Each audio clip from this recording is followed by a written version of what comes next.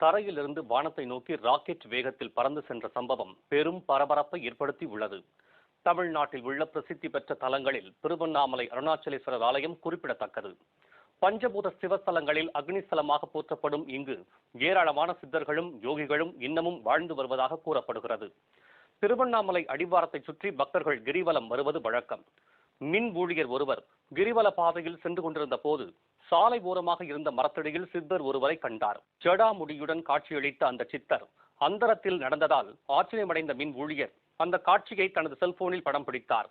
திடீரென்று அந்த சித்தர் தரையில் இருந்து வானத்தை நோக்கி ராக்கெட் வேகத்தில் பறந்து சென்று மறைந்து போனார்.